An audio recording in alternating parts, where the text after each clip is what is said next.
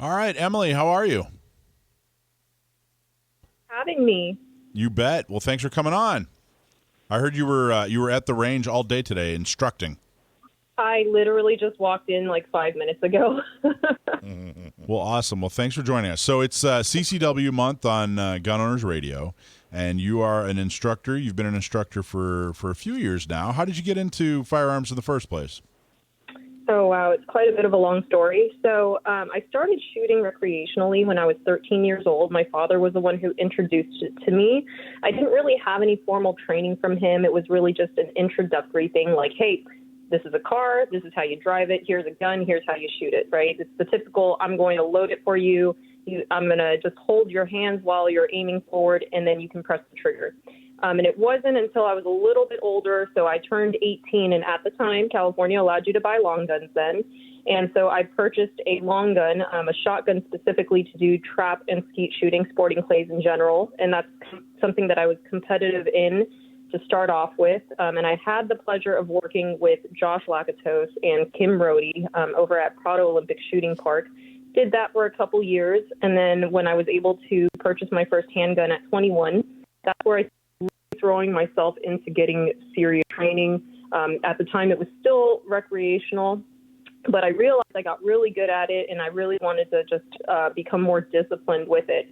And once I realized that it wasn't just defensive shooting, there was competitive shooting, I threw myself into that as well. So just over the years, I literally went into debt just trying to be a better shooter overall. And when I decided I wanted to be an instructor, it was about 5 years ago. And so how I got about doing that was I discovered Artifacts Firearms Training, who I still work with today. They're over at Prado Olympic Shooting Park.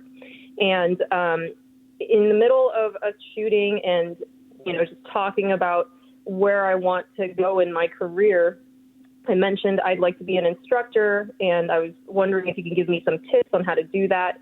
And they said, well, we'd love to have you on board. We don't have a female instructor. I think that you're very personable, and you can definitely help us out. What do you think? And I said, absolutely, I'd love to. And most of my experience came from learning how to be an instructor through Artifacts. And so I've been loyal with them ever since. And as of right now, I've actually discovered that I wanted to teach on my own. So I started my own company, and I'm teaching locally in Oceanside at Iron Sights. So that's kind of basically the basics of how I've progressed thus far. There does seem to be there's a big I don't know, division, but there's definitely a couple of different groups of gun owners, and some are for sport and some are for defense. Some people look at it as a hobby or something they do for fun. Some people it's a very practical and purposeful decision that they make to own a gun because they're looking to defend themselves. And there's a lot of overlap. There's a lot of people that are into the sport of it but still carry it for defense. What do you think what's the difference in the mindset, or when you see somebody in one of your classes and hey, this person's here to defend their life, you see somebody else and hey, this is somebody that wants to get really good out in an IDPA match or something like that. What do you notice about the difference in that person or their mindset? I would say that it's literally just one thing. It's how they approach, whether it's the subject itself, whether it's defensive shooting or competitiveness. It's, I'm doing this because of this reason. Like you were just mentioning, there's a huge difference between defensive and recreational. And down to the bottom of it, skill-wise, there is no difference. You can definitely switch back and forth using the same techniques, and it's always going to be the same. But I think in general, students, they use that purpose, that drive, I want to protect my family as a reason to continue doing it.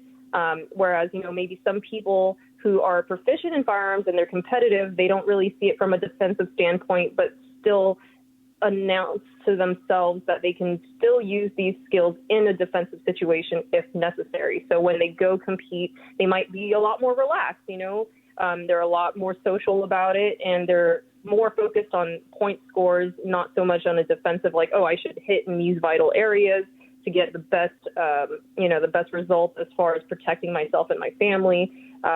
At the end of the day, it's just how you approach it. And I've seen it from multiple students that, they don't really have one way of thinking it, especially when I explain to them why. They kind of open up to the idea of competitive shooting, especially when time is involved, which is an extremely huge factor in competitive shooting and defensive shooting as well. So, Emily, we were just talking on the last segment about training and concealed carry. And one of the things, because when I teach, I always suggest, especially to new concealed carriers, that they take a look at competitive shooting. And one of the things we were talking about on the last segment was being able to clear a malfunction. And I was referencing a video with a police officer that was having a lot of trouble with that. But when you shoot competitively, that's one of the things that you pick up. You pick up a bunch of really good stuff that can help you defensively. But when you're shooting in a match and your gun malfunctions, being able to clear that very quickly becomes almost second nature, and that's a great skill that carries over into the defensive world as well. Yes, absolutely. I agree. Yeah, one of the things that we were talking about clearing malfunctions, and obviously the purpose of clearing a malfunction and learning how to do it properly is clearing a malfunction. But doing it properly. But honestly, I've found that it just all around makes you feel more comfortable with your firearm. However you're manipulating your firearm, whether you're bringing it out of your holster, putting it in your holster, getting, your muzzle on top, just handling your firearm, the ability to clear malfunctions has made me anyway a lot more comfortable with my firearm all around. So you've been an instructor for 5 years. Tell us a little bit about the road to becoming an instructor. What does that path look like? If someone out there thinks, geez, I can teach people how to shoot a gun. That sounds like a fun job. How did your path go with becoming an instructor? So definitely go out there and take as many courses as possible, whether it's to get certificates, which I need to mention, they're pieces of paper. They don't really mean anything, but in the industry, it's good to have documentation of your progress. The NRA offers courses specifically for those who are interested in instructing, and so does USCCA. And you also have other professionals out there who train others to be instructors as well, whether it's to learn how to speak to your students, how to connect with them and explain to them either the anatomy of the gun or why is it that we're shooting it a specific way, to, talking about tactics and all these things. It's all vital, everything about it. It's a psychological and emotional concept that people, I don't think, really think about. And at the end of the day, what I actually tell students is that shooting is a mind game. So how can you begin to explain that to your students? The best way to be able to figure that out is to go out and train. Like, I went into debt taking as many courses as much as possible. The other thing to becoming an instructor is knowing how to be an instructor. It's great if you know how to shoot well. There's plenty of people out there who are far better shooters than I am, but are they capable of being able to relay the message to whoever they decide they're teaching? Are they personable? Are they patient? Can they explain why they're doing things a specific way? And can they also be comfortable with sharing knowledge from other instructors? Sometimes I've seen instructors who are very hell-bent on keeping their students from knowing that there are others out there. But luckily, most of them are not like that. And I am a huge advocate for sharing my students with other instructors, because my biggest goal in life is to make sure that my students are set up for success. And so I think if you want to be an instructor, you really have to understand that it's not about you. It's really about your students. Like, how can you take them to that next level and to help them reach their goals? Nice. So competition, you got really into competition. It sounded like it was, something that really appealed to you. What do you get out of competition? What does it do for you personally to compete? When I compete, and I'm not the best competitor in the world, it teaches me a lot. It teaches me about my flaws, about my strengths. I have a general idea of how well I'm doing. And it's important because when I switch over to that defensive mindset, all those skills, all the times that I've noted in the middle of a competition can and will be applied to a defensive situation. And so I kind of use those two as parallels with each other. And so for me, my biggest thing when it comes to a competition is pushing myself to see how well I can do. And, it could be a complete flop, and that's totally fine, but that also teaches you what it's going to be like when you're under duress, because a lot of people don't see competitions as you being under duress, because the word duress is more of a, defensive mindset. However, when you think about being quick and being accurate, there's a lot of pressure that's going on in your mind. And a lot of times we tend to think and overthink things, and that can also be a flaw. So a lot of times for me, it's how can I manage myself while I am out there running and gunning. And so for pistol competitions, do you do IDPA or just any kind of defensive pistol competition that you can find? I shoot USPSA. USPSA. Okay, cool. Mm-hmm. And I used to do this kind of this informal competition at Lemon Grove Rod and Gun here in San Diego, and I did it for a couple of years just because it was really fun. And I've told this story on the air before, but we had a glass break in our house. We thought somebody was breaking into our house at like 3 a.m. It was. I'm not exaggerating when I say it was terrifying to me and my wife both. And I remember very vividly standing there in my room, got up, jumped out of bed, grabbed my gun, and I remember they're holding my Glock and thinking to myself in a split second, I'm really glad I did all those competitions because I feel really comfortable right now. And absolutely. Good.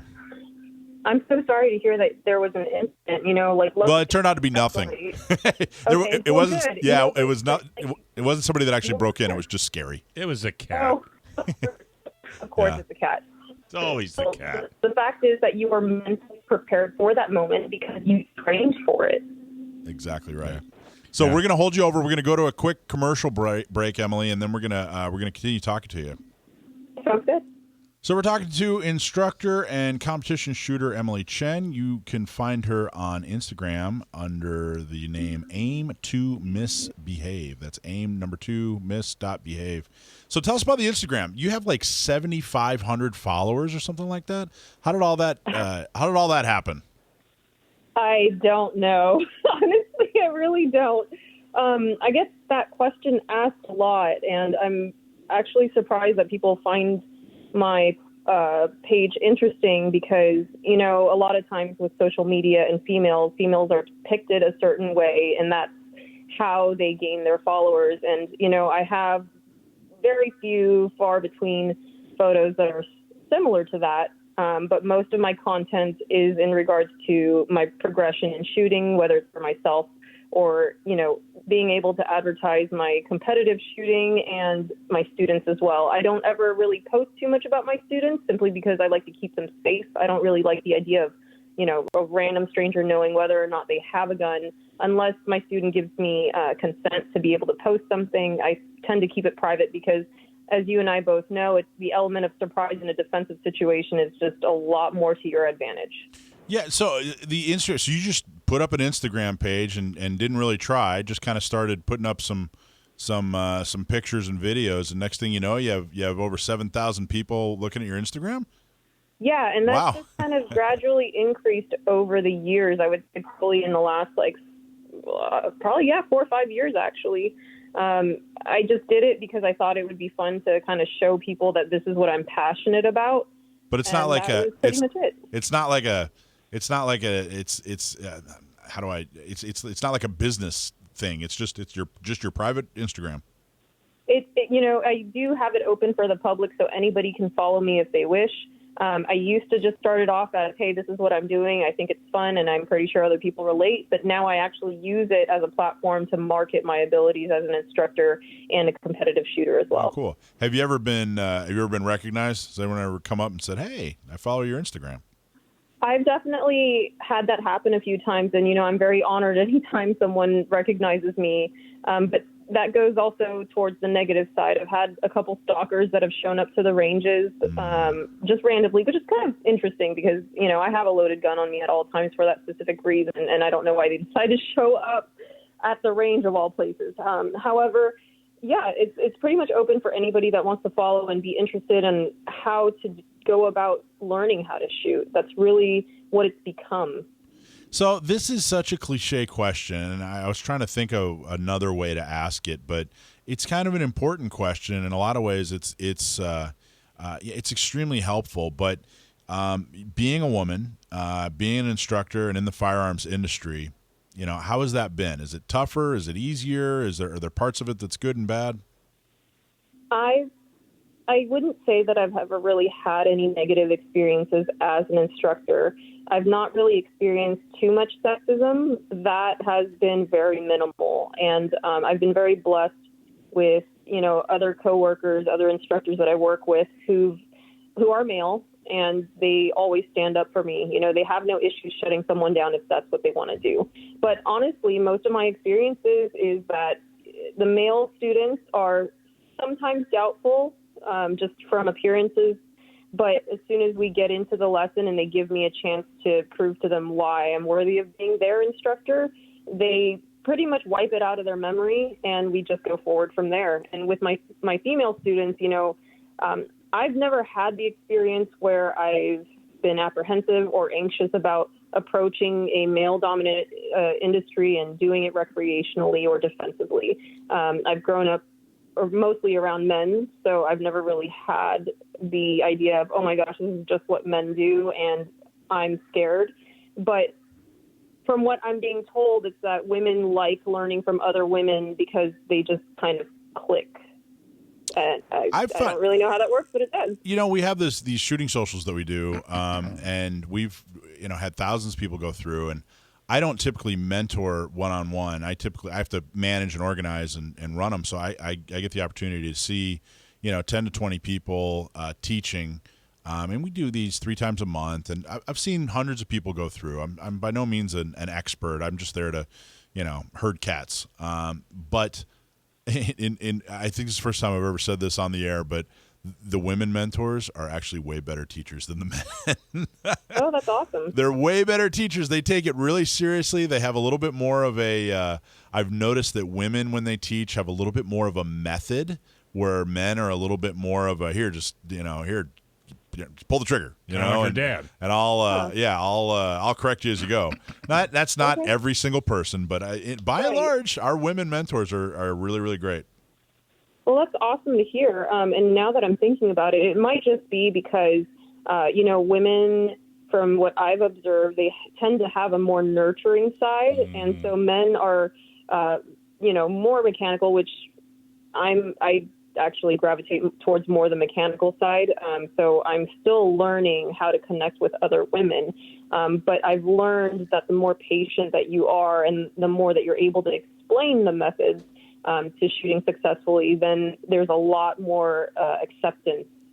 So that's, as far as I know, that's just been successful for me. So what's the biggest thing that you teach? So when you get a brand new student in, man or woman, whatever, what's the biggest thing you teach? What's the most common or most important thing or most unique thing that you teach people about firearms? It's basic fundamentals. I have a lot of students that are also intermediate and advanced. I have students that come in saying that they are, but then when I meet them for the first time and I watch their, the way that they shoot, what their fundamentals are, that's where we start fixing deficiencies. So I would say I always start off with basic pistol stuff. I can teach rifle. I can teach shotgun. Long guns are not necessarily what people approach me with. However, I have students that also want to learn 3-gun, so I'm able to teach them that as well. But for the most part, it's pistols, and they realize very quickly that it all comes down to basics. And when you what's the breakdown? Do you teach a lot of women, or is it 50-50 men, women, or what would you estimate your breakdown is as far as students? I would say it's about 50-50. Wow, really? 50-50 men and women? Yeah, especially here in Oceanside because, there's Camp Pendleton and a lot of young Marines or Marines in general who have pistol quals. They call me and they show up, and so we run them through everything. And so I just get 50-50 on both sides. 10 years ago, I don't think there were a lot of instructors getting 50-50, but it really has seemed, I think the last decade, and I kept hearing, that women are the fastest growing demographic in the, blah, blah, blah, blah, blah. And I kept hearing it, and you kept reading it, but I'm definitely now seeing it. We've had these shooting socials, again, we've had a number of shooting socials where every person that signed up, and they're open to the public, every person that signed up just happened to be a woman. It wasn't like a women's group that joined us or whatever. So it's really, really amazing. What's the most rewarding thing about teaching a woman? Oh, well, I guess I don't quite understand the question, because to me, gender isn't a factor, because when you're shooting, it's all about skills. It's a mechanical tool, and it's just like driving a car. You know, they don't really recognize it as a gender thing. It's just, how do I do it properly? So I can't really answer your question because I don't really know how. Well, what's the most rewarding thing about teaching anybody? Just being able to reach their goal, whatever that is, whether it's from a defensive mindset or just trying to progress their skill overall. And so, you know, I ask those questions ahead of time so that I get a better idea about how to get them to where they want to be. And so if they say, yeah, you know, I'm a brand new gun owner, I've never shot a gun in my life or even held one, but I want to protect my family, which happens to have been the case recently because of the pandemic. Yeah. You know, I say, I think the best option for you is to start off with the basics. And then when you're more comfortable, if you feel like you're ready, we can start talking about getting you a CCW permit within your county. And they like that idea because you're giving them options and you're letting them know that, hey, you know, you have the potential to do all these amazing things. It's just up to you whether or not you want it. What's the most common thing that gun owners are doing wrong? Safety. Safety, You know, really? Like muzzling people, or what specifically? Specifically, I would say that they forget to take their finger off the trigger. You know, the second thing would be keeping it pointed in a not safe direction, because what happens is that when you're teaching a student who's absorbing all this new material, they are overwhelmed. And so what I try to do is break everything down and simplify things as much as possible, so that once they accomplish those specific tasks, then I can push them to doing, you know, the next skill sets or the next couple tasks. And then at the very end, should we have time, we would just combine everything together. So I find that simplifying things is the best way to teach a student. Hey, Emily, this is Dave.